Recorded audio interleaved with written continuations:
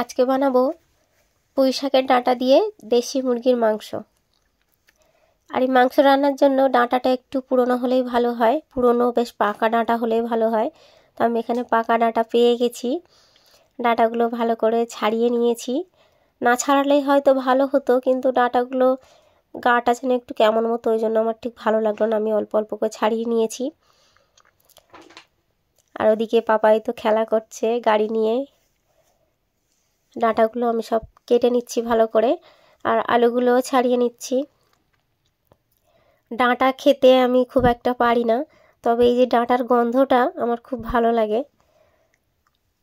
আরও তো মাংসর তরকারিতে দিলে তো খুবই ভালো লাগে। আর মাংসগুলো আমি ঢেলে নিচ্ছি, নিয়ে বেছে পরিষ্কার করে নেব। মাংসগুলো বেশ বড় বড় পিস করা আছে, কারণ যেহেতু ডাঁটার সাথে করব, ওই জন্য একটু বড় বড়ই পিস করা আছে মাংসগুলো। আর ডাঁটা আলু আমি বেশ ভালো করে ধুয়ে নেব। আর আমার বাবা তো পুঁই শাকের ডাঁটা দিয়ে দেশি মুরগির মাংস খেতে খুবই ভালোবাসে, আর আজকে উনি আসছে। আর আমি ডাঁটা আর মাংস দুটোই পেয়ে গেছি। আমাদের বাড়িতে মাংস মানে দেশি মুরগি মানেই পুঁই শাকের ডাঁটা দিতে হবে। বাবা যেখান থেকেই হোক খুঁজে আনতো পুঁই শাকের ডাঁটা। ডাঁটা ছাড়া মাংস আমাদের বাড়িতে হয় না। আর এখানে পাপাই তো ফের আমার রান্নার সময় চলে এসছে, ওকে কোলে নিয়ে বসে থাকতে হবে। ওরও শরীরটা খুব একটা ভালো নেই, আর ও প্রত্যেক দিনই আমার রান্নার সময় এরকম করে। ডাঁটাগুলো আমি অল্প অল্প একটু ভেজে নেব। সিদ্ধ করে নিলেও হয়, অল্প সিদ্ধ, তো আমি এখানে সিদ্ধ আর করিনি। আমি ভাবলাম বেশ ভালো করে কড়া করে ভেজে নিই, প্রেশার কুকারে দিয়ে দেবো, ওই জন্য আমি আর সিদ্ধ করে নিইনি। ডাঁটা আলু এখানে আমি লাল লাল করে ভেজে নিয়েছি, নিয়ে কড়াইয়ে পেঁয়াজ দিয়ে দিয়েছি। আদা রসুন দিয়ে বেশ ভালো করে কষিয়ে নেব।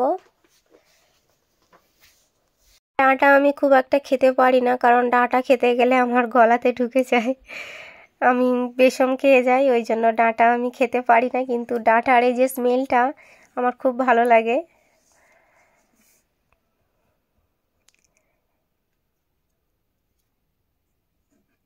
মাংস আমি কষিয়ে নিয়েছি, আর মাংস থেকে এই যে অনেকটা জল উঠেছে, এই জলটা ভালো করে কষিয়ে কষিয়ে জলটাকে কমিয়ে নেব। নিয়ে ডাঁটা আর আলুটা দিয়ে আর একটু ভালো করে কষিয়ে নেব। ডাঁটাটা যেহেতু অনেকটা পুরনো, আর মাংসগুলো অনেকটা বড় বড় পিস করা, আর আমার আজকে রান্না করতে অনেক দেরিও হয়ে গেছে। আর ওদিকে বাবা আর বোনও চলে এসছে, ওই জন্য ভাবলাম যে প্রেশার কুকারেই দিয়ে দিই, তাহলে তাড়াতাড়ি হবে। ওই জন্য আমি প্রেশার কুকারেই রান্নাটা করে নেব। কষিয়ে নেওয়া হয়ে গেছে আমার একটুটা, এবার আমি প্রেশার কুকারে দিয়ে দেব, দিয়ে 3 থেকে 4টে সিটি মেরে নেব।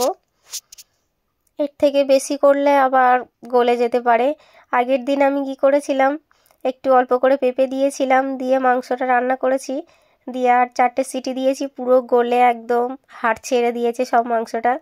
ওই জন্য আজকে যেন ওরকমটা না হয়, 4টে সিটি দিয়েই আমি নামিয়ে নেব।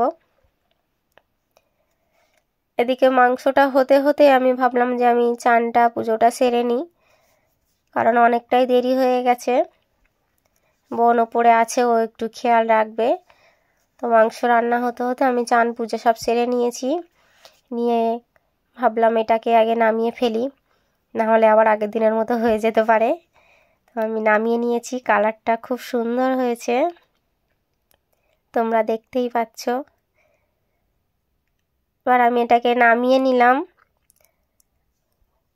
খুব সুন্দর কালার হয়েছে, আর গন্ধটাও খুব সুন্দর হয়েছে, ডাঁটার একটা খুব সুন্দর গন্ধ। আর এটা রান্না করার জন্য মিট মশলা বা চিকেন মশলা কিছু না দেওয়াই ভালো। বাটা গরম মশলা বা এমনি সানরাইজ শাহি গরম মশলা দিতে পারো, কারণ ডাঁটার গন্ধটা না হলে থাকবে না অন্য মশলা দিলে। আর কলা পাতাতে ভাত খাবো বলে আর বাবাকে আর বোনকে মাটির থালাতে খেতে দেবো, ওই জন্য কলা পাতা কেটে আনলাম, বাবাকে খেতে দিয়ে দিয়েছি। বাবা বলছে খুব ভালো হয়েছে।